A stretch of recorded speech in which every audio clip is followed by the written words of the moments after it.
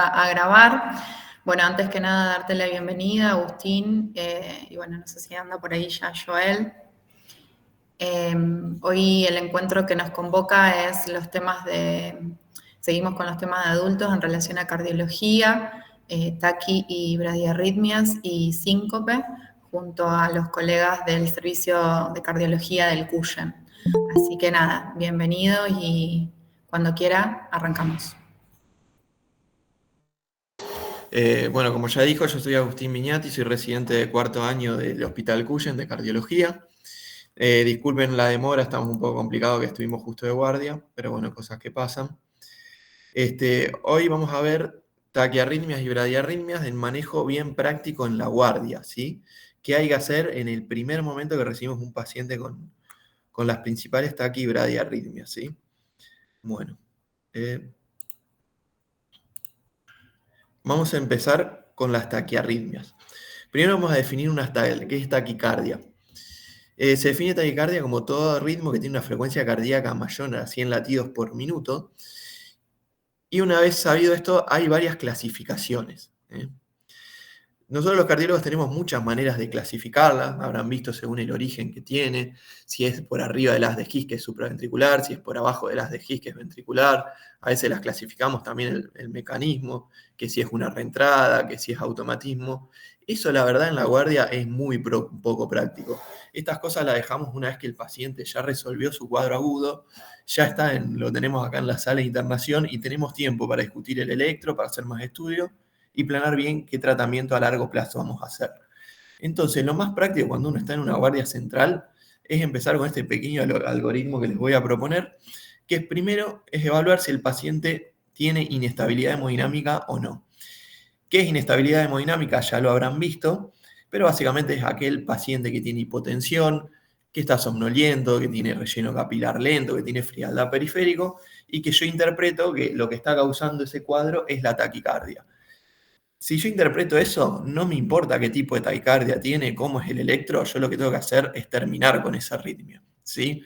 Entonces lo que a mí más me interesa que se lleven de esta clase es saber cómo cortar estas arritmias. Por eso nos vamos a detener mucho en cómo realizar correctamente una cardioversión eléctrica sincronizada.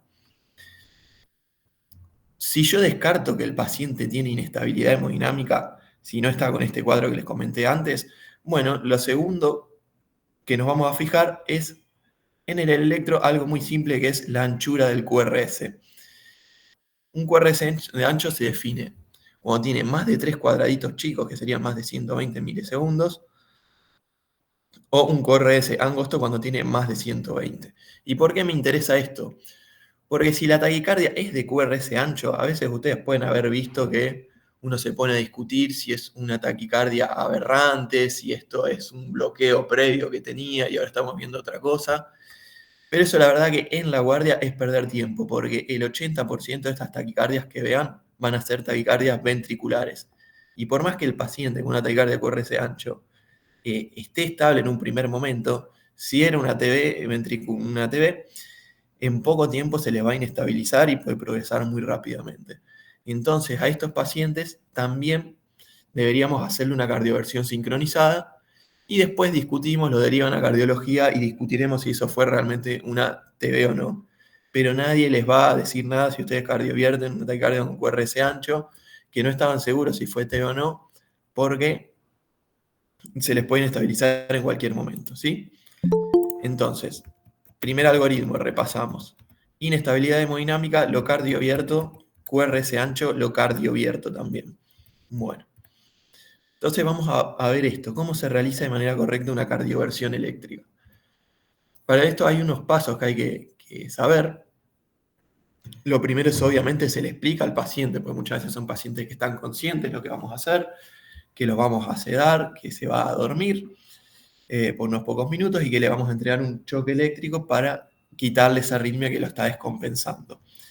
Colocamos siempre unas gasas con gel. Acá es muy importante nunca colocar nada que tenga alcohol, ni el alcohol líquido, ni el alcohol en gel, porque esto le puede quemar, incluso provocar incendios. Entonces, eso es muy importante. En la zona apical y en el esternón, que es donde vamos a colocar las paletas. Posteriormente, la sedación. Uno puede manejar la sedación con que más esté acostumbrado, pero bueno, acá en el hospital siempre utilizamos el Propofol, que tiene un buen perfil cardiovascular dentro de todos, y que la dosis es bastante fácil, que es 1 mililitro cada 10 kilos de peso del paciente en volumen endovenoso.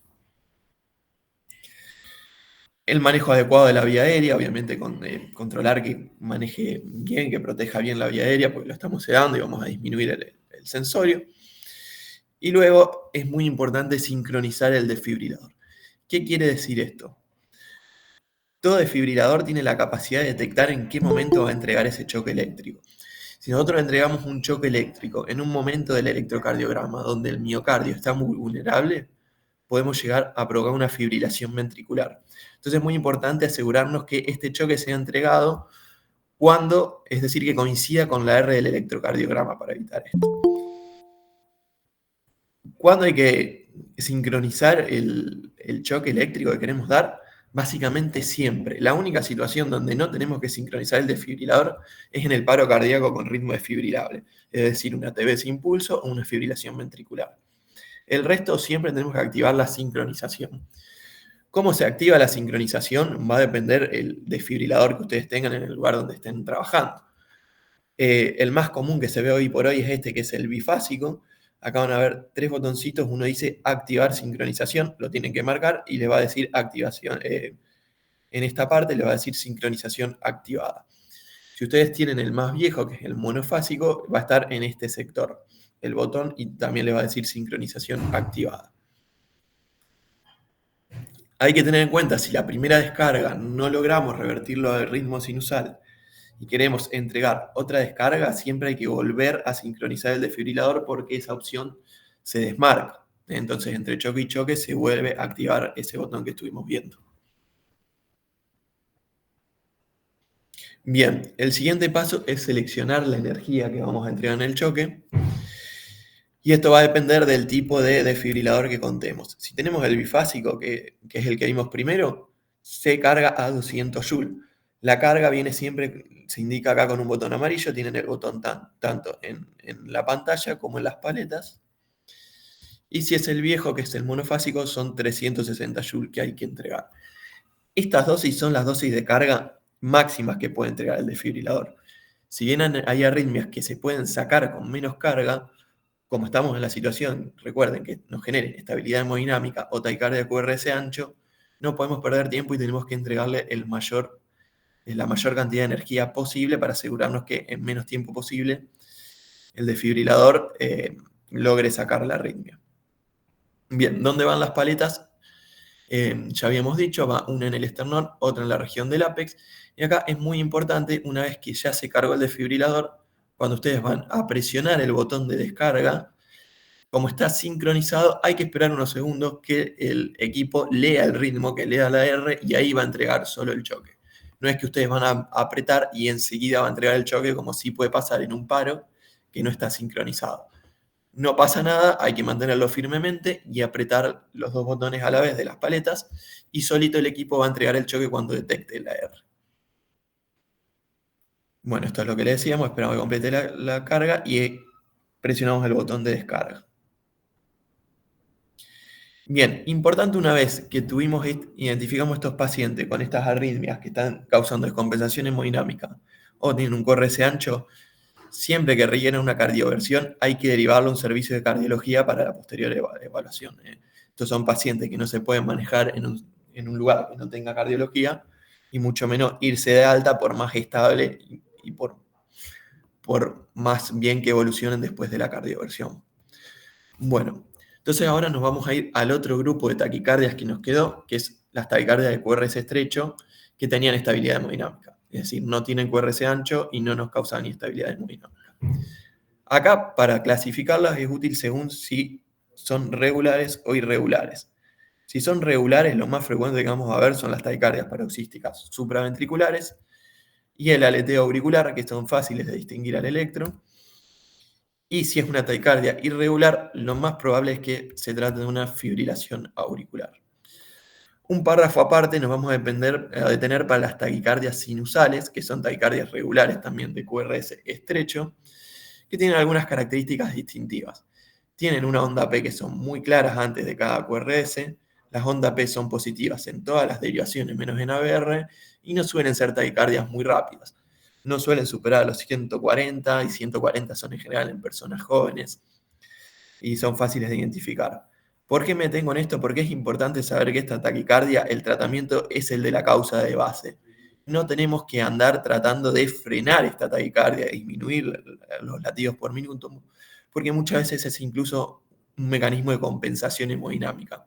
Por eso lo que se trata siempre es la causa de base. Acá tienen un ejemplo, fíjense que no está tan rápida, tiene una onda P muy clara antes de cada uno, que es positivo en todas las derivaciones, digamos. Sí, hay que tratar las causas y hay que buscar bien qué la puede causar. Son pacientes en general con fiebre, que están cursando algún cuadro infeccioso, o algún sangrado, que están anémicos, que están hiperdinámicos, y es eso lo que hay que ir a buscar más que bajarle la frecuencia.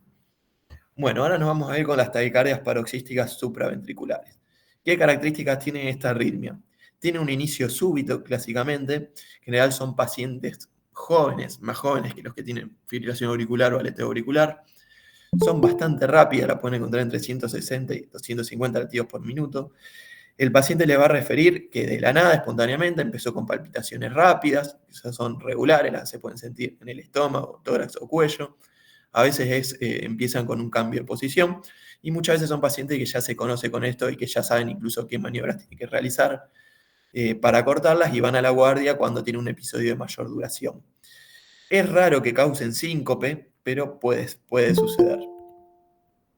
Este es un típico ejemplo de una taquicardia supraventricular. Acá tampoco en el electro le vamos a pretender al médico de guardia que nos describa qué tipo de TPS está cursando el paciente. Eso lo vamos a ver después tranquilos nosotros con el electro. Pero lo que tiene que saber es que es una taquicardia bien regular, que es bastante rápida, es difícil de identificar la P y a veces puede ser que tenga infradesnivel del ST, que es más por la alta frecuencia que por otra cosa, digamos. No es que está isquémico, digamos. ¿Cómo se trata? Bueno, tenemos en un primer momento las maniobras vagales y luego las farmacológicas. Pero todo esto lo que causa es un bloqueo del nodo auriculoventricular, ese nodo que está entre las aurículas y el ventrículo, y hace que el circuito de la taquicardia, que es una reentrada, se interrumpa, digamos. Más que saber la fisiopatología de esta arritmia, lo que tenemos que saber es bien cómo se realizan estas maniobras. Esto es un poco para repasar qué vamos a hacer con las taquicardias de QRS estrecho, las que no están anchas. Si se acuerdan lo que venimos repitiendo desde el principio, si tiene inestabilidad hemodinámica, hacemos directamente la cardioversión con todos los pasos que ya vimos. Y si no tiene inestabilidad hemodinámica y vemos que es regular y pensamos que es una taquicardia paroxística supraventricular, lo primero que vamos a hacer son las maniobras vagales que les voy a enseñar ahora. Y si son inefectivas, vamos a pasar a las maniobras farmacológicas, que principalmente es la adenosina, que está disponible en prácticamente todas las guardias. Bueno, ¿cuáles son las maniobras vagales que podemos realizar? Son básicamente tres. Masaje del seno carotidio, una maniobra de Valsalva modificada, que no es una maniobra de Valsalva simple, que tiene algunas cositas que les voy a comentar que hace que sea mucho más efectiva y que en la mitad de los casos les va a permitir terminar con la taquicardia. Y la provocación de la náusea, que es bastante simple, que esto no es más que estimular con un baja lengua el paladar blando y también suele ser muy efectivo y muchas veces no tenemos en cuenta cuando nos enfrentamos a un paciente con una TPS. Lo que sí ya quedó en el pasado y no se hace más es la compresión ocular. Esto puede causar síncope, es una descarga vagal muy importante y pueden incluso lesionar la retina. O la inmersión en agua fría, que también es una maniobra que no es muy efectiva, que a veces lo pueden leer que se hacía antes, pero esta cosa nadie las realiza, no las realizamos acá, no la debería realizar nunca nadie. ¿Cómo se hace un masaje del seno carotidio? Se acuesta el paciente, se le explica lo que se le va a hacer a 45 grados, se pide que incline la cabeza, que la rote contralateralmente donde vamos a ejercer el masaje, y en el borde anterior del esternocleidomastoide, donde nosotros sintamos la zona máxima del pulso, ahí vamos a ejercer una presión firme con el segundo y el tercer dedo, sin hacer movimientos circulares, simplemente una presión firme y constante, de 10 a 15 segundos, siempre con control electrocardiográfico para ir controlando qué sucede y registrando con esa taquicardia. Siempre es de buena práctica, sobre todo si son pacientes mayores de 40 años, a ocultar ambas carótidas para descartar que no haya algún soplo carotidio que nos haga pensar que pueda tener una estenosis carotidia, porque si ejercemos una presión muy fuerte aquí, quizás podamos generar un proceso embólico, si bien es raro que pase, pero siempre es de buena práctica realizarlo. La otra maniobra de Valsalva modificada, que es muy efectiva, consiste en 3 pasos simples, que es del paciente estar sentado, tomamos una jeringa común y corriente de 10 mililitros y le pedimos que la sople con la fuerza suficiente para empujar el émbolo lo más que se pueda. Le solicitamos que haga esa fuerza por 15 segundos y posteriormente lo acostamos rápidamente y le elevamos las piernas durante otros 15 segundos. Esto lo que provoca es un retorno venoso muy grande al corazón que en general genera una extrasístole que bloquea el nodo auriculoventricular y corta la arritmia. Es muy sencillo de hacer, puede ser, siempre, acá la intentamos siempre antes de realizar adenosine y, como les digo, la mitad de las veces es muy efectiva.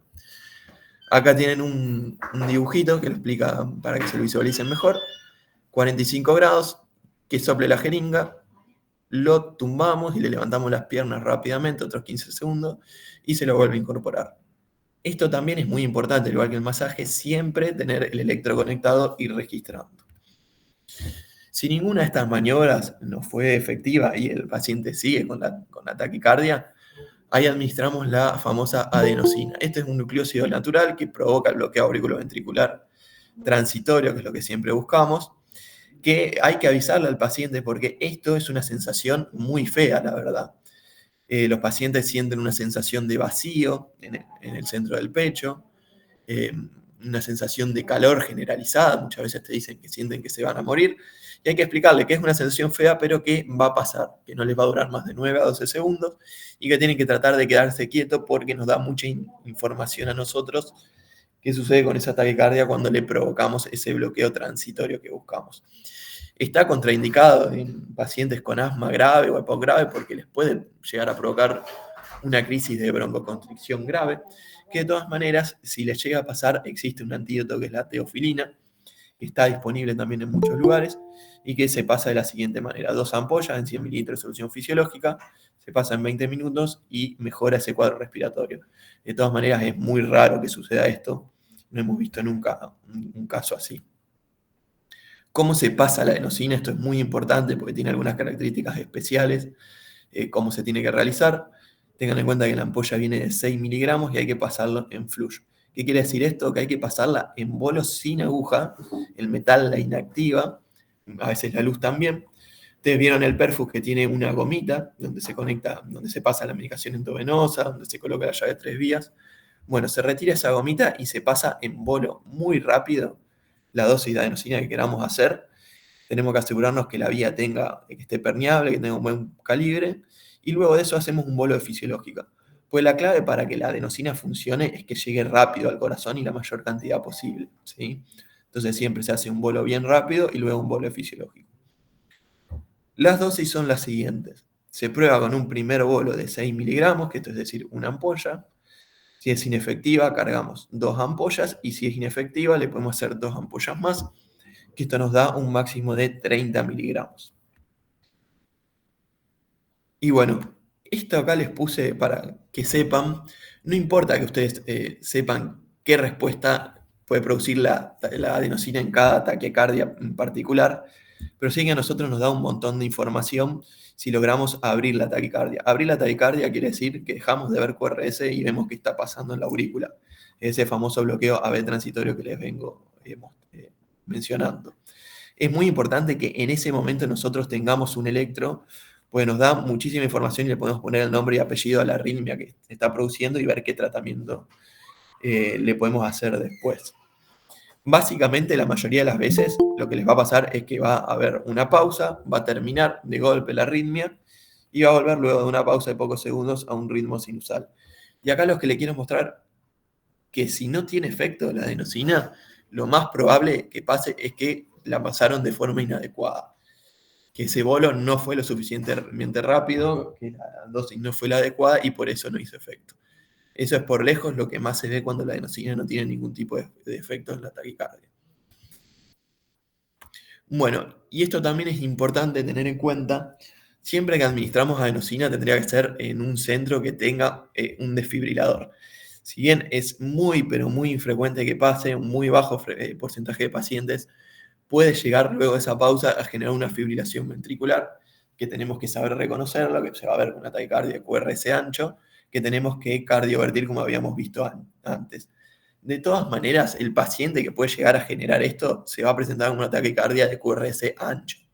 Y como ya vimos en la clase, lo que tenemos que hacer con una taquicardia QRS ancho es cardiovertirlo, no pasarle adenosina. ¿Qué pasa si el paciente está muy sintomático, sigue muy rápido y es refractario a la adenosina? Hicimos las dosis máximas, están en un centro alejado, que tienen una derivación muy lejana por un centro de cardiología, y no lo pueden dejar a 200, 250 latidos por minuto. No hay nadie que tolere esa taquicardia, le hicieron un montón de adenosina, no pasó nada. Bueno, nadie los va a criticar si ustedes cardiovierten una taquicardia que está refractaria a adenosina. ¿Okay? Lo correcto es hacer los mismos pasos que vimos antes con la cardioversión sincronizada. Bueno, en estas arritmias, si no tengo una estabilidad hemodinámica, me puedo dar el lujo de empezar con menor energía, que en general con menos carga responden mejor, pero siempre, por supuesto, es sincronizada igual que como vimos antes. Bueno, ¿y qué hago una vez con este paciente que revirtió? Es importante ver el electro en ritmo sinusal. En general, si el paciente ya se conoce con la TPS, no requirió cardioversión, le hicieron adenosina, lo dejaron en observación unas 2 horitas, y no pasó nada más raro, bueno, ese paciente se puede ir por consultorio de cardiología, son raras las recurrencias de una TPS común y corriente, pero lo que sí tienen que ver es qué pasa con ese electro en sinusal, porque hay una entidad que se llama un síndrome de preexcitación, no importa que lo sepan, pero sí sepan que si el electro cuando sale tiene un PR corto, tiene un QRS ancho, sobre todo a expensas de la primera porción del QRS, ese paciente derívenlo para cardiología porque tiene riesgo de muerte súbita. Lo tenemos que estratificar nosotros y ver bien qué vamos a hacer a largo plazo con ese paciente. Este es un ejemplo, un síndrome de preexcitación típico. Fíjense que la P está muy pegada al QRS y el QRS no es normal. Si ven, tiene una onda, que es la onda delta, que es al principio del QRS, que lo ensancha. Esto quiere decir que tiene una vía anómala que tiene riesgo de generar fibrilación ventricular. Bueno, entonces veíamos el grupo de las taquicardias de QRS estrecho, teníamos las regulares, dentro de esa teníamos la taquicardia paroxística supraventricular, y el otro grupo es el aleteo auricular. El aleteo auricular es una arritmia, una macrorreentrada, que está muy asociado con personas que tienen un corazón enfermo. Esto lo van a ver en pacientes más viejos que una TPS. Es raro que el típico señor mayor de 60 años que viene una taquicardia rápida sea una TPS, es más probable que se trate de un aleteo. Lo pueden sospechar principalmente cuando está a una frecuencia clavada de 150 latidos por minuto o de 300 más rápido. Y van a ver estas ondas características que son las ondas de aleteo o dientes de sierra, ondas F. Son ondas que no tienen intervalo isoeléctrico, es decir, no hay silencio entre las dos. Y acá lo pueden apreciar bien que parecen un serruchito. Si ustedes ven esto, primero tengan en la cabeza que lo tienen que derivar a un centro con cardiología porque hay que seguir estudiándolo. Y el tratamiento es el mismo que el de la fibrilación auricular, por eso lo vamos a ver juntos. La otra parte que nos quedaba en las taquicardias con QRS estrecho eran aquellas que eran irregulares, a diferencia, si es una fibrilación auricular, a diferencia del aleteo, van a ver que no hay una onda clara, una línea de base, sino que es más caótica la actividad. Y, como les decía, es irregular. Según qué frecuencia tenga tanto el aleteo como la fibrilación, lo vamos a clasificar en de alta, moderada o baja respuesta. Si tiene más de 120 latidos por minuto, es una taquicardia, una fibrilación auricular o aleteo de alta respuesta. Fíjense, acá es una taquicardia QRS estrecho, que uno lo ve así medio rápido y decir, bueno, puede ser una TPS, pero si lo ven con detenimiento, y si ustedes marcan cada QRS en un papelito, van a ver que es irregular. Por ejemplo, fíjense acá en ABL, que en la línea de base no hay una actividad clara, no hay ninguna onda que me quede bien que me parezca que sea una onda P. Bueno, esto claramente es una FA. Entonces, ¿cómo tratamos un aleteo o una FA de alta respuesta? Tenemos un paciente que se presenta con este signo y que no tiene inestabilidad hemodinámica, porque ya vimos que si tenía inestabilidad hemodinámica, sea el ritmo que sea, lo cardiovertimos. Si tiene una FA o un aleteo sin inestabilidad hemodinámica, lo que tenemos que pensar es en hacer 3 cosas. Nosotros pensamos siempre control de frecuencia, de ritmo y de las embolias, porque son arritmias que tienden a formar coágulitos que pueden generar ACV. ¿Qué hacemos en guardia, en el primer momento que lo veo, en la emergencia? Solamente a mí me interesa que sepan hacer el control de frecuencia, que es lo que le va a aliviar la sintomatología del paciente y lo que le va a evitar que progrese a una insuficiencia cardíaca o que empeore una insuficiencia cardíaca previa. El control de ritmo y la prevención de embolia la vemos nosotros después en cardiología, tranquilos, en la internación. ¿Por qué les digo esto? Porque muchas veces antes se acostumbraba a hacer un control de ritmo, sobre todo de las fibrilaciones auriculares, en base al tiempo de evolución. Eso está demostrado que no nos podemos asegurar en base a hace cuánto nos dijo el paciente que tiene las palpitaciones, si la FA es nueva, si es de ayer, si es de anteayer o lleva un año, digamos. Si la FA, mientras más larga duración tiene, más probabilidades hay de que haya un coagulito, y si nosotros la cardiovertimos en la guardia, sin una indicación clara, le estamos generando un riesgo de ACV que no necesita. Es decir, no hace falta administrarle amiodarona a un paciente con FA. Si ustedes quieren controlar el ritmo porque está con inestabilidad hemodinámica, lo cardiovierten. Pero si no tiene estabilidad hemodinámica, le controlan frecuencia con la manera que vamos a ver ahora y no hace falta hacerle ninguna droga más. Bueno, ¿y cómo lo tratamos esa frecuencia? Bueno, va a depender también del examen físico, principalmente si el paciente tiene o no signos de insuficiencia cardíaca. Los repasamos rápidamente, si tiene ingurgitación yugular, si tiene edema, si tiene hepatomegalia, si tiene RALes bivasales, si refiere disnea, si tiene la posibilidad de hacerle una radiografía de tórax y ven que tiene hilos congestivos. Bueno, el tratamiento va a ser el de cualquier insuficiencia cardíaca en la guardia, ¿sí? Van a ser diuréticos, furosemidas, si requiere ventilación no invasiva, hacerle ventilación no invasiva, oxígeno.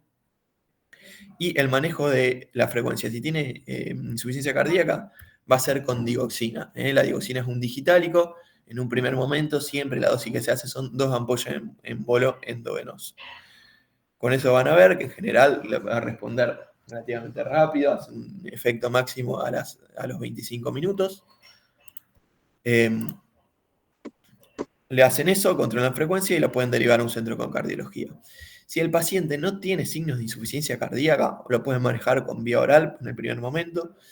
Pueden usar betabloqueantes, tanto bisoprolol como atenolol. Nosotros por disponibilidad usamos atenolol, en general le damos una dosis de 50 miligramos vía oral.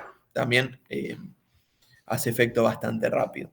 Muchas veces, si las FA son realmente paroxísticas, revierte dentro de las primeras 48 horas y incluso en la guardia, digamos. Por eso no hay ningún apuro en ir a controlarle el ritmo a estos pacientes, digamos.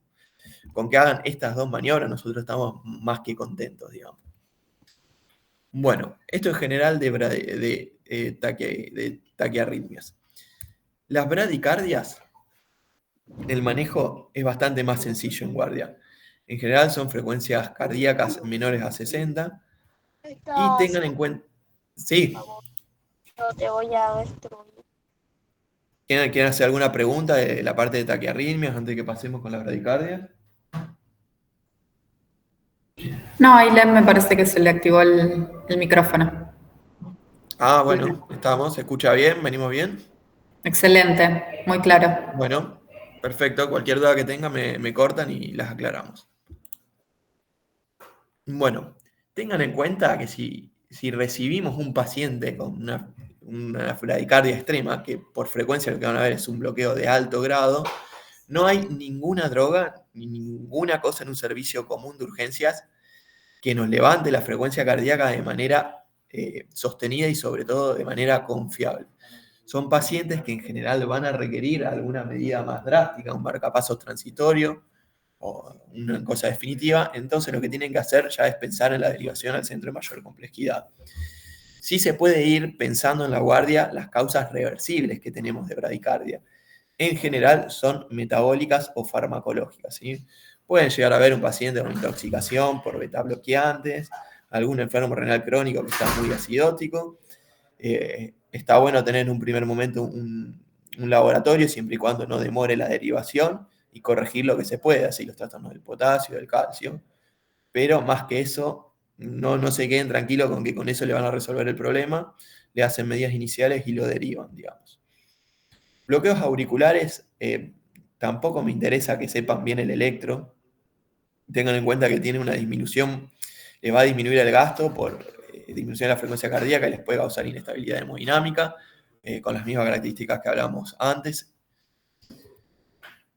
Y los principales tipos son estos, y vamos a repasar un poco. Tenemos el bloqueo de primer grado, que es el PR prolongado, pero que conducen todas las ondas P. Los bloqueos de segundo grado, que alguna onda P se bloquean, que estos en general no consulta, son más hallazgos incidentales o son síntomas muy leves. El que tienen que saber reconocer, porque si va a ser una urgencia, es el bloqueo completo.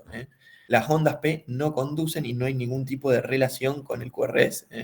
Va a ser frecuencias cardíacas muy bajas, con un QRS que en general es ancho, pues son escapes ventriculares, y se fijan como acá la onda P, fíjense que cae en cualquier lado, básicamente. No tiene nada que ver con el QRS y tiene una frecuencia bastante extrema. ¿Qué podemos hacer ante este ritmo? Bueno, lo que decimos, buscamos causas farmacológicas del medio interno. Ya activamos la derivación y vamos a ver básicamente las 3 drogas que podemos llegar a tener disponibles en guardia. Tenemos por un lado la atropina, que esta es la que más disponible está, pero la que menos efecto tiene. Es un anticolinérgico, nos inhibe el sistema parasimpático y tiene un efecto muy cortito.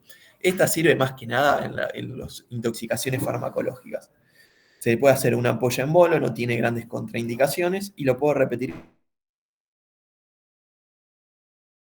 cada 3 minutos y hasta 3 veces. Luego tenemos las que sí nos van a dar efecto a largo plazo, que en general se pasan en un goteo continuo, que son el isoproterenol y la dopamina. Estos son drogas beta-adrenérgicos, son cronotrópicos que nos mejoran los escapes ventriculares, pero como todo beta-adrenérgico tiene un efecto colateral, que es las arritmias ventriculares. Nos pueden generar arritmias ventriculares, por ende tenemos que tener un desfibrilador disponible, digamos, ¿sí? ¿Cómo se pasa cada uno? Bueno, esto es lo que les decía. La dopamina es la que por ahí yo la he visto más frecuente en guardia y que tenemos más disponible. No es la de elección, la otra es el isoproterenol, pero bueno, esta está buena saber pasarla. Viene de ampolla de 200 miligramos en 5 mililitros y la dosis es de 5 a 20 gamas. Puede ser engorroso calcular gamas si no están acostumbrados, así que acá les dejo la preparación que se hace inicialmente rápido, que es una ampolla en 250 de dextrosa. Si el paciente pesa 70 kilos aproximadamente, para pasar 5 gamas se pasa a 25 mililitros. Te calculan que pesa un poquito más, le pueden pasar un poquito más, a 30 por ejemplo, y si pesa menos lo pueden pasar a menos, a 20, pero siempre con infusión continua, así con bombas, o aunque sea con un microgoteo. Estas son drogas que nunca se pasan en un suero común, porque ahí sí les va a hacer un ataque ventricular, ¿sí? Bueno, y la otra droga que genera un escape más estable es el isoproterenol. Esta es la de elección, pero no está muy disponible en las guardias. ¿Cómo se pasa esto? Esto se prepara 2 ampollas en 200 mililitros de dextrosa al 5% e inicio con 10 mililitros. Entonces, para repasar bloqueo auriculoventricular completo, lo derivan a cardiología porque va a necesitar un marcapaso. Le pido un análisis básico si tengo disponible. Si tengo algo que por corregir, lo voy corrigiendo hasta que sale el traslado. Y si veo que está inestable, le paso alguna de estas drogas que tenga disponible, ¿sí? Pero nunca se queden con estos pacientes porque son realmente pacientes que queman. Bueno, no mucho más con taquicardia.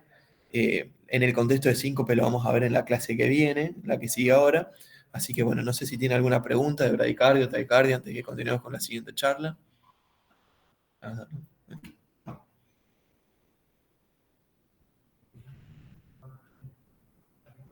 Bueno. La verdad que no sé si hay alguna pregunta de los participantes, pero muy, muy, muy claro. Bueno. Bueno, cualquier cosa yo después les paso mi mail y la presentación por si les surge alguna duda cuando estén repasando. Disponible 100%, ¿sí? Si nosotros tenemos la plataforma, que estamos utilizando la plataforma del ministerio, excelente. en donde ahí cargamos todo, las presentaciones y demás, así que cualquier cosa nos contactamos a través de la plataforma y bueno, y yo sería de nexo en el caso de que necesiten alguna consulta. Por ahí si quieren aprovechar entre una clase y otra, hacer alguna pregunta concreta, porque de paso te cuento, Agustín, que hay participantes, no sé si hoy participando activamente y actualmente desde la virtualidad, en representatividad de toda la provincia, pero sí alumnos dentro de la plataforma a lo largo y a lo ancho de toda la provincia. Así que la situación en cuanto a recursos e insumos es muy, muy diversa. Sí, sí.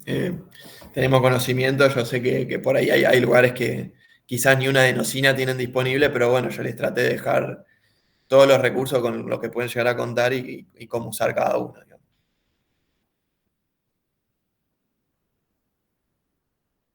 Sí, a su vez está la posibilidad en algunos encuentros pueden estar presentes y si no, nosotros también desde la coordinación tenemos nexo con los referentes de cada uno de las regiones, de los nodos.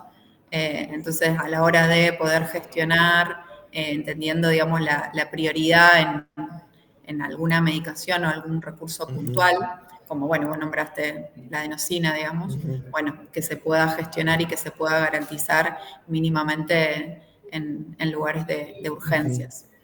Sí. Sí, perfecto. Bueno, Belén, los dejo con la doctora Luz Harry, ella es jefa de residente de acá del servicio, que les va a dar la clase de síncope. Y no tiene mucha batería. Sí, creo que se va. Porque te va a dejar a pata.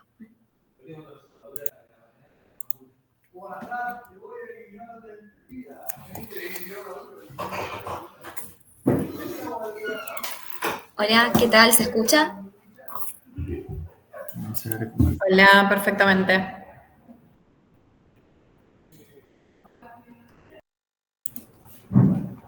Hola, ¿se escucha bien ahí?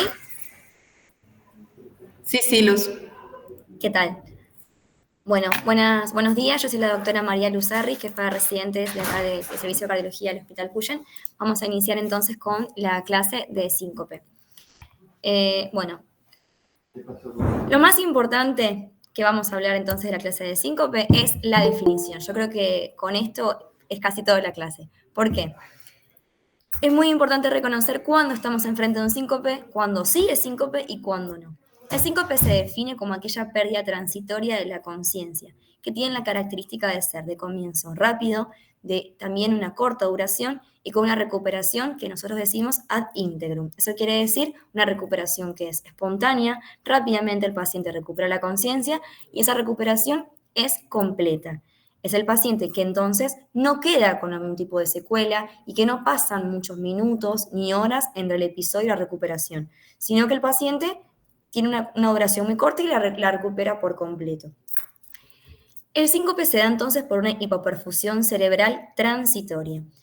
Esto es lo más importante de todo, porque muchas veces se comete el error de identificar una pérdida del conocimiento como síncope, cuando en realidad la pérdida del conocimiento no cumple estas características y por lo tanto no puede considerarse como tal. La pérdida transitoria del conocimiento se puede dividir en traumática y no traumática. Si es traumática, ya no hablamos de síncope. Y si es no traumática, tenemos entonces los diagnósticos diferenciales de síncope más importantes, como por ejemplo una convulsión, un ataque epiléptico. El psicógeno, que es el paciente que generalmente tiene ataque de ansiedad, o causas más raras como el síndrome de robo subclavia, una IT, una hemorragia subaracnoidea, pero también son episodios más prolongados, que el paciente tiene alguna secuela posterior, puede llegar a tener un factor de riesgo asociado, por lo cual no sería tampoco síncope. El síncope como tal, ya entonces centrándonos en lo que sí es síncope, podemos decir que se puede clasificar como tres tipos principales. Uno de ellos es el síncope reflejo neuromediado, que es aquel en donde fallan los mecanismos autonómicos para la compensación del tono vascular, y entonces se puede dividir en vasovagal, situacional o síndrome del seno carotidio o formas atípicas. El vasovagal es el paciente que entonces puede ser ortostático o de pie, emocional, aquel paciente que tiene alguna situación de miedo, de pánico, alguna fobia, algún tipo de alguna situación. El situacional es el paciente que siempre le da el síncope cuando tiene una micción, cuando tose, tiene estornudos tras el ejercicio, no es tan frecuente la verdad. El síndrome del seno carotidio, que son cuando se dan en pacientes más que nada dañosos, que se estimula el seno carotidio, es común en pacientes que tienen la corbata muy ajustada. O formas atípicas, que generalmente no tienen un desencadenante muy claro. Lo más importante del síncope reflejo es que generalmente son situaciones que están antecedidas de pródromos. El paciente va sintiéndose mal, la hipotensión se va dando de manera paulatina hasta que el paciente tiene el síncope. Generalmente le da el tiempo al paciente de sentarse, de agarrarse de otros y demás. Por otro lado tenemos la hipotensión ortostática. Sabemos lo que es la hipotensión ortostática, que es cuando hay, por una acumulación venosa, que puede ser por el ejercicio, después las comidas o por lo que fuese, se da una hipotensión con el cambio postural, que se define aquella como una caída de la TA sistólica mayor a 20 o una caída de la TA diastólica mayor a 10, que tiene que darse dentro de los 3 minutos de los cambios de posición.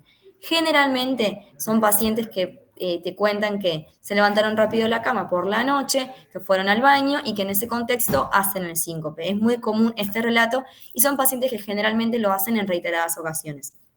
Pero puede ser inducida por fármacos, pacientes que estén con diuréticos, con vasodilatadores, que no estén bien precargados, que estén medio deshidratados, que justamente esté con diarrea, vómitos, o que tenga una disfunción autonómica, que puede ser primaria o lo más común, pacientes diabéticos, que entonces el típico paciente diabético, añoso, que viene con un episodio gastrointestinal que está desprecargado, que está deshidratado, que cuando hace un cambio postural muy, muy brusco, cambia la posición de sentado a parado o está acostado y se levanta al baño, hace el síncope.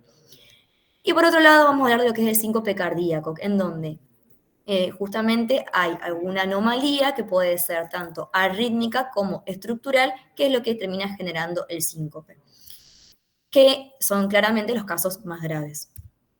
Entonces, ¿qué es lo que vamos a hacer? Lo más importante del síncope primero es el interrogatorio. ¿Es realmente un síncope? ¿El paciente tuvo una pérdida que fue transitoria? ¿Alguien pudo constatar este síncope? Esto es clave. Muchas veces el familiar termina de hacer el diagnóstico con nosotros de si lo fue o no, cuando te dice que el paciente se cae, pierde el conocimiento y lo recupera rápidamente. Es la primera vez que le pasa, tiene episodios previos, el paciente se conoce con algún antecedente de cardiopatía estructural. Esto es clave. No es lo mismo un paciente que tenga un antecedente de una cirugía de bypass coronario que un paciente joven que no tenga ningún antecedente. Tiene antecedentes de muerte súbita en la familia, también es muy importante. Los pródromos. Que el paciente tenga pródromos, esto quiere decir que el paciente vaya sintiéndose con la cefalea, con la vasodilatación cutánea reactiva, la taquicardia reactiva muchas veces también, en intento de compensar. Generalmente habla de síncopes de menor riesgo, ya que el síncope de causa cardíaca generalmente se da con una caída de la TA o una bradiarritmia que no le da el tiempo a generarle los pródromos y generalmente habla de una patología más grave. Importantísimo ver en qué situación se desencadena. Si el paciente dice que vino a hacer un ejercicio prolongado y posteriormente hace el síncope, no es lo mismo que el paciente que estaba caminando y lo genera. Lo que es clave acá es ver si el síncope fue de reposo o de esfuerzo. Y si hay una situación en donde se puede asociar. Si tuvo una tos, una micción, estaba heliofobia, una situación estresante. ¿Cuánto tiempo duró? Como ya dijimos, no es lo mismo que dure 1 hora, que dure media hora, que dure 2 minutos. El paciente que tiene una pérdida del conocimiento que dura 1 hora no es síncope. El síncope siempre son minutos. Más que nada se da por una pérdida, un hipoflujo cerebral de minutos y el paciente a los 2-3 minutos ya tiene una recuperación completa. Justamente por eso el interrogatorio es clave a la hora de investigar si es o no un síncope. Siempre entonces que estamos ante ese paciente que viene a consulta en la guardia por un episodio de síncope, además del interrogatorio, hacer el examen físico. Los signos vitales, ver la TA del paciente, ver la frecuencia cardíaca, ver si entonces tiene una bradiarritmia o una taquicardia asociada, y el examen físico completo. A lo que a nosotros nos va a importar más que nada es si el paciente tiene un examen cardiovascular normal o tiene un soplo. En pacientes, sobre todo añosos, que tengan un soplo aórtico de tipo eyectivo, que hizo un síncope de esfuerzo, nunca dejar de pensar en la estenosis aórtica. Este síncope, nosotros siempre decimos que suelen tener injuria anatómica. Es el paciente que, como no le da pródromos, suele tener algún tipo de secuela física. Tienen un hematoma importante en la cara o pueden inclusive consultar por una fractura de miembro superior o lo que fuese, propio de la caída que le generó el síncope. Porque no tiene pródromos, estaba haciendo un ejercicio y se síncopó. También hacemos la prueba de ortostatismo en pacientes que refieran en el interrogatorio que el síncope se da ante cambios posicionales muy bruscos o que siempre les da en esas situaciones. Lo que hacemos entonces es hacer la prueba del ortostatismo. Lo que se hace es monitorizar al paciente siempre que esté acostado, se le toma la TA, se le monitoriza el ritmo cardíaco, también con la saturación, y se lo deja acostado por lo menos 3 minutos en reposo físico y mental, que esté tranquilo. Después pasamos a la posición de sentado y le tomamos la TA. Siempre es importante tomarla en el primer minuto, ya que hay veces en donde se da el síncope de manera temprana. Y después a la posición de la bipedestación, en donde lo mismo, siempre tengan cuidado que el paciente no se caiga y le tomamos la TA y vemos también cómo responde a ello el ritmo cardíaco. Hay otras pruebas como el Valsalva, la respiración profunda, pero no van entrando al caso. Y sí también está el tema del masaje del seno carotidio en pacientes que tengan sospecha de la hipersensibilidad del seno carotidio, que son pacientes dañosos, pero siempre antes ocultando que no haya ningún tipo de soplo, teniendo en cuenta que puede haber placas de aterosclerosis que cuando se hace el masaje se pueden desprender. Por lo tanto, está recomendado en pacientes jóvenes que no tengan antecedentes de ACV y no tengan soplos carotidios previamente a la auscultación. Bien, en consumos complementarios siempre hacer un laboratorio de rutina, ver que no tenga hipoglucemia, trastornos electrolíticos, ver que no esté anémico. Lo de las enzimas cardíacas depende mucho del episodio del paciente, no se le piden troponinas a todos, el paciente si refiere dolor, angor o tiene antecedentes de revascularización, no es lo mismo que un paciente joven que hizo un síncope por hiperestación.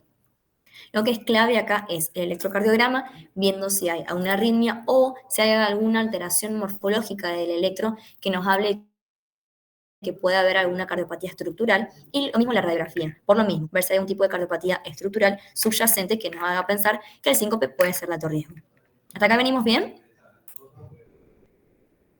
¿Me escuchan bien? Excelente. Bien, entonces, por guardia, ¿qué es lo que vamos a hacer? Vamos a ver si entonces hay una pérdida de transitoria de la conciencia, del conocimiento. Primero, ver, ¿es un síncope? No es un síncope. Si el paciente tuvo un síncope, bueno, pasamos a la evaluación inicial, en donde la historia clínica es lo más importante, el examen físico y las pruebas complementarias. Como siempre decimos, el interrogatorio es el 70% del diagnóstico del síncope. Vemos si es síncope y también nos orienta al tipo del riesgo. Entonces nos guiamos. Si el paciente tiene un diagnóstico poco probable, podemos tratar la causa subyacente, y si en cambio el paciente sí tiene el diagnóstico de síncope, lo que hay que evaluar es el riesgo del paciente. El riesgo de que el síncope sea una manifestación de una enfermedad más grave o de que el paciente tenga un síncope banal, neuromediado, que no sea por una cardiopatía estructural, pero que tenga riesgo de tener varios episodios. El paciente que tenga 18 años que dice yo me sincopo una vez por semana. Bueno, ahí prestar un poco más de atención porque también se altera la calidad de vida, más allá de que puede no ser grave para la mortalidad en sí. Entonces, los diagnósticos diferenciales más importantes son el AIT, las convulsiones. Es muy común el tema de las convulsiones en los pacientes que por ahí no tienen los movimientos tónicos clónicos típicos, pero acá haces el diagnóstico diferencial sobre todo con la recuperación. La recuperación de la convulsión no suele ser ni rápida ni total. El paciente queda desorientado, puede tener amnesia posterior a la recuperación de la conciencia. Entonces esto nos hace orientar de que no es una recuperación ad integrum, no es un síncope. La hipoglucemia, que el paciente esté con hiperventilación o un ataque de ansiedad, y depende también otro tipo de causa. Como dijimos, lo más importante a diferenciar siempre es que no tenga un ataque epiléptico. Siempre entonces el síncope se da ante un desencadenante, generalmente una hiperestación prolongada, una hipotensión ortostática, que el paciente haya cambiado de posición, tenga dolor de pecho o lo que fuese. En cambio el ataque epiléptico, de la nada. La naturaleza del episodio, son episodios distintos. El síncope entonces, como dijimos, es una pérdida de conocimiento que es transitoria, pero que generalmente tiene un desencadenante.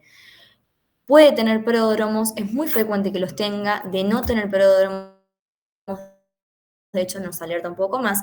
Y el ataque epiléptico sí lo que puede tener es el aura, que no es lo mismo. El paciente no se siente hipotenso, con cefalea, con mareo, sino generalmente es una sensación desagradable, como un olor o unos destellos, o puede inclusive tener pérdida visual, no es lo mismo.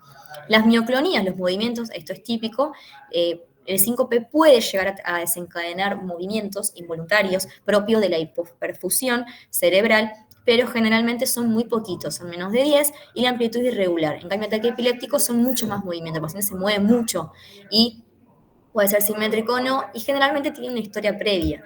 Como sabemos, la mayoría de los pacientes que tienen una convulsión tienen una historia de convulsiones, no es la primera vez que sucede. No suelen morderse la lengua, los pacientes con síncope, la duración es generalmente muy cortita, de 10 a 30 segundos. Como decimos, lo clave acá es la recuperación. No hay confusión después de ataque en el síncope. En el ataque epiléptico, sí. La incontinencia, tanto urinaria como no es tan frecuente en el síncope, en el ataque epiléptico sí es más frecuente. Y después la fatiga o la somnolencia posterior al síncope puede estar como no, pero en el ataque epiléptico es mucho más marcado. Bien, entonces, como hablamos de las causas de síncope, nos referimos entonces a la alteración autonómica, que puede ser la neuromediada, el síncope vasovagal, situacional, el senocarotidio, o por hipotensión ortostática. Y por otro lado, el síncope de origen cardíaco, que es el que más nos importa.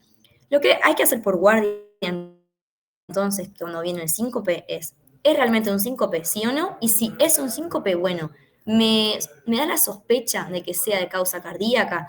Siempre que tenga sospecha de que sea de causa cardíaca, ahí sí hay que derivarlo a un centro que tenga internación cardiológica para continuar los estudios. En cambio, si tengo un síncope, diagnostico un síncope en un paciente joven que no tiene un factor de riesgo, que vamos a ver las características más adelante, pero que parece un paciente, un síncope neuromediado, no tiene tal gravedad y podría manejarse en donde se encuentre. Entonces, primero, identificamos una causa subyacente, si tienen riesgos de eventos y si requiere internación o no. Las causas subyacentes, como dijimos recién, son estos tres los tipos de síncope. El síncope reflejo son los pacientes que tienen una historia larga de síncope. El paciente que te dice, yo tengo síncopes desde que soy chico, cuando tengo periodos prolongados de bipedestación o ante estrés, ante un sonido desagradable. Pacientes que tienen un largo tiempo de pie, esto es común, por ejemplo, en los actos, los chicos abanderados, o que todos hemos presenciado algún síncope de ese tipo, son generalmente pacientes jóvenes que tienen estos episodios de manera repetida. En lugares donde hay mucha gente, son calurosos, y generalmente sí tienen pródromos, esto es clave. Los pródromos, la palidez, la sudoración, tienen calor, se quitan la ropa previamente porque sienten que se van a caer, y es muy común que el paciente llegue a sentarse, llegue a agarrarse de otros porque lo va sintiendo. Por otro lado está el síncope debido a la hipotensión ortostática, que justamente se debe a... son pacientes que están mucho tiempo de pie o que tienen los cambios bruscos de posición, como lo vimos, y también se suele asociar a modificaciones en la dosis de fármacos, pacientes que están deshidratados con alguna disautonomía o que tengan una hipotensión postprandial justamente posterior a la ingesta de alimentos. Y lo más importante que vamos a hablar hoy es del síncope de origen cardíaco. El síncope de origen cardíaco siempre tenemos que estar alertas cuando un síncope se produce en esfuerzo. El paciente que dice que va caminando y que posteriormente a eso tiene el episodio. Pacientes que no tienen pródromos muchas veces pueden tenerlo, lo más común es que no lo tengan. Pueden tener palpitaciones, historia familiar de muerte súbita, esto siempre nos tiene que alertar. Y que tengan hallazgo compatible tanto como con una arritmia o con cualquier anomalía que haya en el electro, que nos tiene que hacer pensar, bueno, puede haber algo detrás de este síncope, puede que haya algo cardíaco que no estoy viendo. ¿Qué puede ser? Desde un bloqueo fascicular, tiene que ser algo grave. Un bloqueo de primer grado generalmente no genera un síncope, sino algo un poco más, que tenga un bloqueo fascicular, un bloqueo de segundo grado, o un de primer grado con un PR muy prolongado, que no es frecuente. Una bradicardia sinusal. La bradicardia sinusal generalmente son asintomáticas, pero tenés que tener en cuenta también el tipo de paciente y el tipo de frecuencia.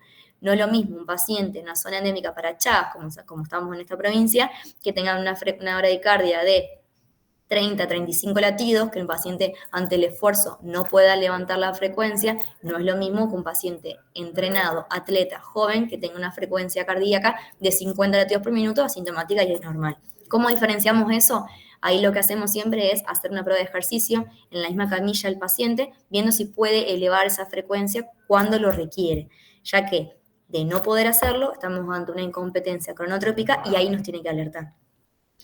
que haya un episodio de taquicardia ventricular no sostenida, si es sostenida ni que hablar, que haya algún complejo preexcitado, esto nos puede hablar de una arritmia por reentrada y que siempre es importante derivarlo, ya que puede haber tenido alguna taquiarritmia que no hayamos visto por cuando lo estemos valorando en este momento, y siempre, bueno, buscar patrón de Brugada, por supuesto, la repolarización precoz, que está un poco discutido, y siempre que haya alguna onda T negativa, alguna secuela en el electro, algo que digamos, bueno, capaz que el paciente puede tener un evento isquémico que no estamos viendo.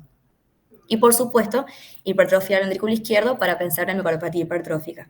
Ahí también vamos a pensar en que el paciente puede tener un soplo, ya que si tiene una obstrucción al tracto de salida, cuando ocultamos un soplo, siempre es para derivar. Bien, esto es lo más importante, ver si el paciente tiene riesgo. ¿Qué paciente tiene bajo riesgo? Lo que dijimos recién, el que tiene pródromos, el que es después de un evento típico. A mí me pasa siempre cuando me dicen, tengo síncope después de ver alguna cosa desagradable, o cuando te dicen un relato así. En un lugar muy caluroso, muy concurrido, después de las comidas, con la tos, con la defecación, con la micción, al rotar la cabeza o presionar el seno carotidio con la camisa, o al tener cambios de posición. Eso lo que te hace es, ya con el interrogatorio, tanto a la persona como al familiar, uno puede tener un diagnóstico de que es un síncope de bajo riesgo. Y en cambio, ¿quiénes decimos esto puede ser de alto riesgo? Como ya dijimos, los que no tienen pródromos, los que tienen cambios en el electro, los que tienen hallazgo del examen físico, y lo más importante, si tienen dolor torácico, disnea, si el paciente tiene durante el esfuerzo también, o palpitaciones. Pensamos que puede tener una arritmia, un síndrome coronario, una valvulopatía, y siempre fundamental, si es en reposo, en sedestación, es menor, y si tiene una familiar con antecedentes de muerte súbita. Esto es fundamental para que se evalúe. Bien. Como dijimos, esto también lo valoramos con el interrogatorio, ver si tiene una historia de síncopes de larga data, si tiene cardiopatía estructural, el examen físico, y ver la TEA. Si el paciente tiene alguna hemorragia que no vimos, el soplo acá es clave. Si el examen físico es normal, nos aleja un poco, no del todo, pero lo más importante es el examen físico y el electro. Con eso podemos decir el riesgo que tiene el paciente en base al síncope. Bien, al electro entonces, como dijimos, todo lo importante es ver que haya un electro normal o anormal. Con eso ya dividimos las aguas un montón. Hay algunos hallazgos más importantes que nos hablan de mayor gravedad y otros que no. ¿Cuáles son aquellos que nos hablan de mayor gravedad? Que hayan cambios compatibles con isquemia, ni que decir supra, pero podemos tener infradisnea del ST, ondas T negativas, una frecuencia que puede ser una bradicardia sinusal o una FA que puede estar con una baja frecuencia, puede ser con una FA una baja respuesta ventricular o bloqueada, que haya un bloqueo de segundo o tercer grado, siempre que haya un bloqueo hay que derivar, pacientes que tengan un bloqueo de rama asociado, una hipertrofia, que tengan una TB, siempre por supuesto un QT prolongado, siempre que tengan QT prolongado, interrogar medicación de los pacientes. Y en cambio menores, pacientes que tengan un QT corto, un QRC preexcitado, que tengan una bradicardia sinusal, pero que estén 40 a 50 latidos por minuto, y un bloqueo de primer grado, agarrémoslo con pinzas, generalmente son asintomáticos. Entonces, ¿qué es lo que vamos a ver? Si el paciente requiere internación o no. Lo más importante, más que internación, yo creo que es la derivación. En pacientes en donde están haciendo guardia en un lugar donde no hay cardiólogo y tiene un paciente una pérdida transitoria de conocimiento, ¿es síncope, sí o no? ¿No es síncope? Bueno, vamos a tenernos vamos a tener lo que es. Si es síncope, ver. ¿Tiene sospecha de causa cardiogénica? Bueno, ahí lo más importante es hacer la derivación a un servicio de cardiología. Siempre que tenga soplo, que tenga cambios en el electro, que no sea que sea de esfuerzo, que tenga discuria anatómica, que se habla de que no tenga pródromos, que sea un paciente añoso, que tenga chagas, que tenga cualquier criterio, un antecedente de una miocardiopatía dilatada previamente, que tenga insuficiencia cardíaca, que tenga un QT prolongado, antecedente de muerte súbita. Siempre ahí se deriva para internación. Si en cambio no sé nada de estas cosas, lo que tenemos que ver entonces es, bueno, no tiene características de alto riesgo, pero vemos que puedo llegar a tener un riesgo intermedio.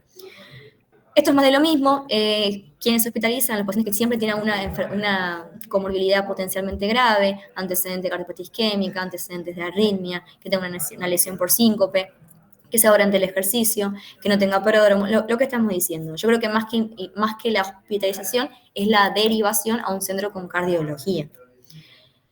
En cambio, los pacientes que no requieren internación, lo más importante es que sí se puede evaluar con una unidad de síncope en la guardia para ver si posteriormente requiere la derivación a un electrofisiólogo para evitar la recurrencia de esos síncopes, pero ya sacándole la gravedad del asunto.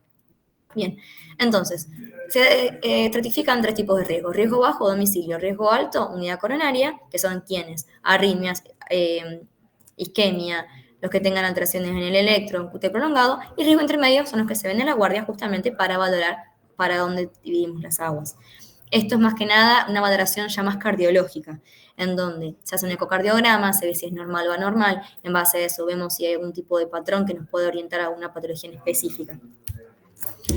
Entonces, si el paciente tiene un síncope cardíaco, se dividen las aguas más que nada en arritmia cardíaca o enfermedad estructural, tratamiento específico de cualquiera de las dos causas.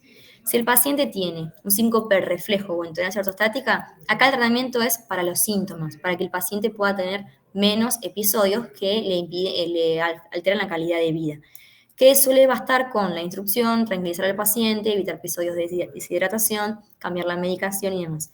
Y si no conozco la causa del síncope, pero tengo algunos factores que me hagan ruido, como antecedente de miocardiopatía dilatada, miocardiopatía hipertrófica, muerte súbita en la familia, o una valvulopatía, siempre derivar y que lo vea el cardiólogo. Bien, esto es lo que decimos. Los síncopes reflejo, o sea, el síncope de bajo riesgo, el tema es justamente evitar episodios reiterados para mejorar la calidad de vida del paciente. Esto se hace más que nada cuando son formas graves o recurrentes. Lo más importante son las medidas en el cambio de estilo de vida. Evitar los episodios prolongados de bipedestación, evitar la deshidratación, a veces podemos inclusive evitarlos, bueno, depende de la medicación del paciente, pero los diuréticos, los betabloqueantes, y se pueden sí hacer maniobras de contrapresión que lo que hace es que el paciente cuando tenga pródromos hace las maniobras y así muchas veces logra abortar el mecanismo para que no tenga el síncope. En caso de ser episodios recurrentes, siempre derivar al electrofisiólogo para que pueda indicar medidas un poco más avanzadas como la medicación, que eso es más especialista. Bien, esto es lo que decimos recién, evitar periodos prolongados de bipedestación, sí, una ingesta de agua, de sal, evitar diuréticos, evitar alcohol y betabloqueantes, y también medidas como maniobras de compresión, de contrapresión, que duerma con la cabeza elevada, y la medicación que se la dejamos para el especialista. Bien, cuando hablamos de maniobras, ¿a qué nos referimos? Son ejercicios isométricos, que lo que hacen es, cuando el paciente tiene síntomas de pródromos en pacientes que tengan un síncope reflejo, neuromediado, no cardiogénico, lo que hace esto es generar una vasoconstricción, aumentan la arteria de forma rápida y muchas veces logran interrumpir los síntomas y abortar el mecanismo y evitar que el paciente desencadene un síncope. No son eficaces en pacientes mayores, sino en pacientes menores, donde generalmente se da una vasodilatación que fomenta al síncope. ¿Cuáles pueden ser? Cruzar las piernas, hacer el hand grip, que es presionar las palmas de las manos, o tensar los brazos.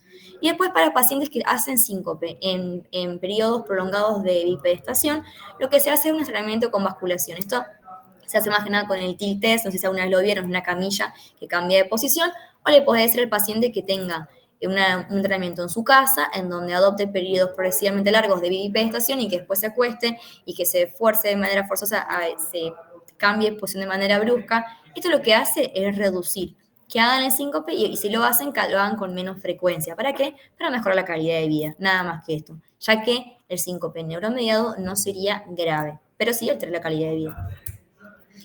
Bueno, hasta ahí estamos con la clase de síncope, la verdad que es bastante corta y es sencilla la valoración inicial, sí, lo que es manejo más especialista se lo dejo más a la derivación posterior. Me parece lo más importante que hay que saber acá es cuándo es síncope y cuándo derivar, y cuándo asustarnos de que puede ser algo que comprometa la vida del paciente y cuándo no.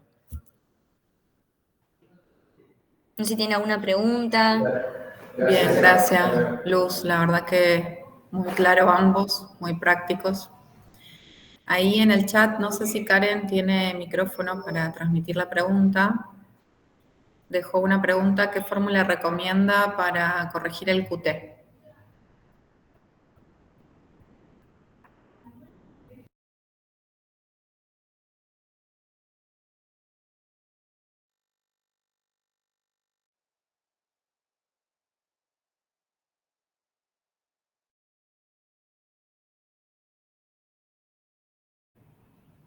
Hola, ¿se escucha?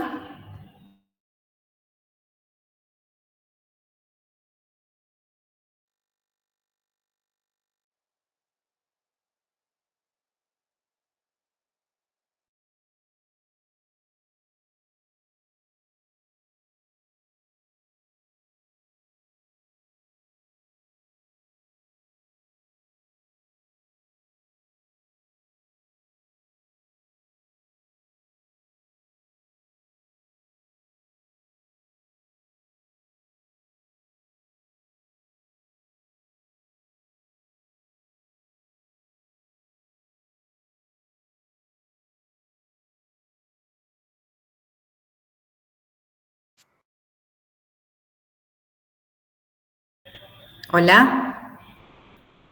Hola, ¿qué tal? Perdón, creo que perdí la conexión. ¿Pero se escuchó la clase? Sí, se escuchó todo. Ay, perfecto. Justo te estaba diciendo la pregunta que deja Karen en el chat, que no tiene micrófono. ¿Qué Ajá. fórmula recomiendan para corregir el QT? En realidad se usa más que nada, viste que hay dos fórmulas, una que depende de una de la escala de Bassett o la de Framingham, eso depende más que nada de la frecuencia cardíaca que tenga el paciente. Cualquiera que se use está bien y lo más importante con el QT es que si tiene un QT prolongado, veamos si el paciente está con alguna medicación, que probablemente lo esté. Siempre hay que tener en cuenta que en pacientes bradicárdicos el QT parece más prolongado de lo que es, ahí es donde más que nada hay que corregirlo, y siempre si hay un QT muy prolongado, se hace la suspensión de la medicación, si es que tiene, y la derivación al especialista.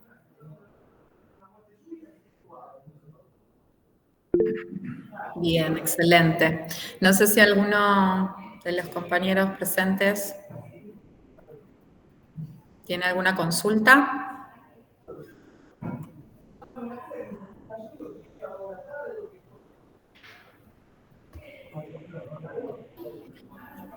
Lo que te voy pidiendo, Luz, es que nosotros tenemos el teléfono compartido. Me pases las clases ya.